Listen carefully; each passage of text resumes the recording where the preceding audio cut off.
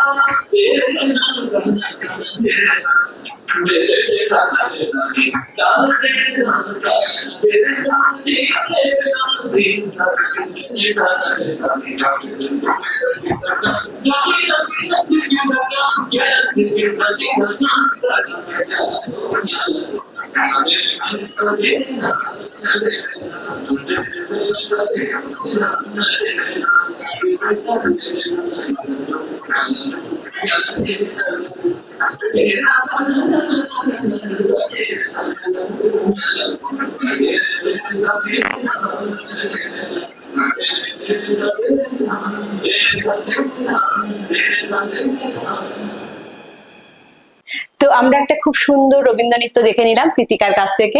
খুব সুন্দর হয়েছে কৃতিকা, অপূর্ব। তো এরপরে আবারও জানতে চাইবো যে তুমি কোন স্কুলে পড়ো? আমি শিশু বিহার স্কুলে। শিশু বিহার স্কুলে, সেকেন্ডারি।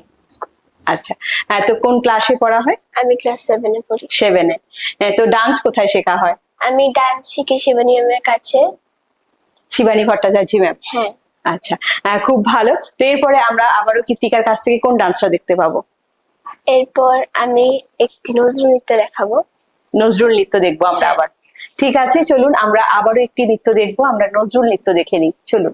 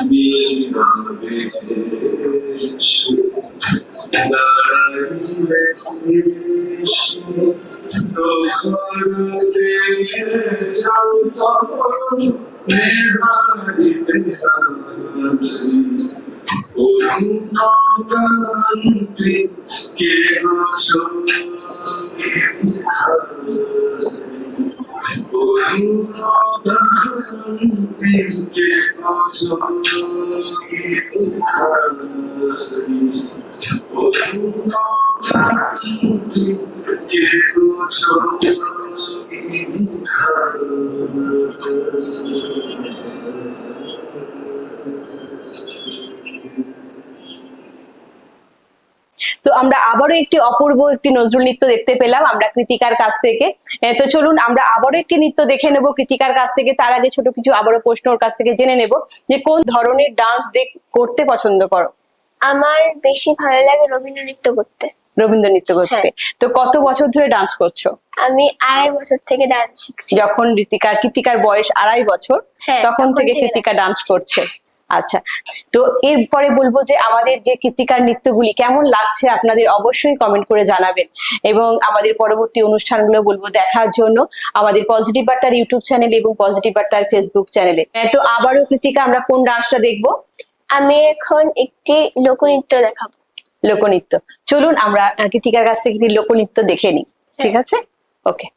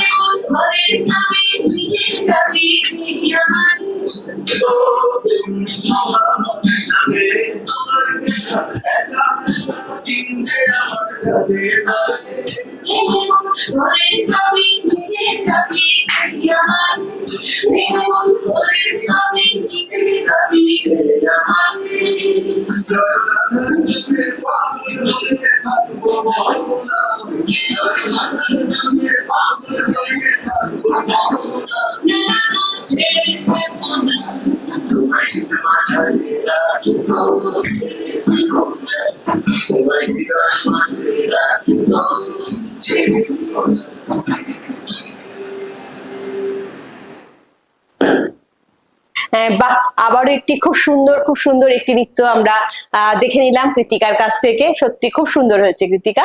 তো আমরা আবারও জানবো কৃতিকার কাছ থেকে, কৃতিকা তুমি যে স্কুলে পড়ো, সেই স্কুলে কখনো কি ডান্স পারফরমেন্স করেছো? হ্যাঁ, অনেকবার করেছি। কেমন লেগেছে? আমার খুব ভালো লেগেছে। এরকম কোনো ঘটনা আছে যেটা খুব ভালো লেগেছে তোমার কাছে? হ্যাঁ, এরকম তো অনেকই ঘটনাই আছে আমার কাছে। একটা শুনবো? হ্যাঁ, ঠিক আছে। আমাদের যে ম্যাম আছে, ম্যাম আমাদেরকে বলে যে তোরা যেটা পারিস ওটা অন্যদেরকেও শেখা। তো আমি যে ওদেরকে ডান্স গুলো শেখাই, তখন ওরা যে ডান্স গুলো স্টেজে করে সেটা দেখে আমি খুবই আনন্দিত হই। বাহ, তো তাহলে তো কৃতিকা একটা ছোট ডান্স টিচারও বটে, তাই না? তো কৃতিকা আরো ছোট ছোট, যারা, কৃতিকা তো নিজেই ছোট, তারপরে আরো ছোট ছোট বাচ্চাদেরকে ওর নিজে ডান্স শেখায়। সত্যি কৃতিকা এখন একটা ডান্স টিচারও হয়ে গেছে এখন। তো খুব ভালো লাগলো কৃতিকার কথা শুনে। তারপরে আবারও জানতে চাইবো কৃতিকার কাছে ডান্স ছাড়া আর কি কি করা হয়? আমি ডান্স ছাড়া ড্রয়িং করি, সাথে গানও করি। তো কখন সময় বার করো, কিভাবে সময় দাও? মানে পড়াশোনার মাঝখানে আমি এগুলোকে করি, ডান্সও করি, গানও করি পড়াশোনার মাঝখানে। খুব সুন্দর। তো আজকে আমরা অনুষ্ঠানের শেষে চলে এসেছি। তো আজকে শেষ নৃত্যটি দেখে নেব কৃতিকার কাছ থেকে। তো কৃতিকা, আমরা আজকে শেষ নৃত্য কোনটি দেখবো? শেষে আমি আরেকটি রবীন্দ্র নৃত্য দিয়ে প্রোগ্রামটাকে শেষ করতে যাচ্ছি। আচ্ছা, ঠিক আছে, চলুন আমরা আরো একটি রবীন্দ্র নৃত্য দিয়ে আজকের প্রোগ্রামটা আমরা সমাপ্ত করব।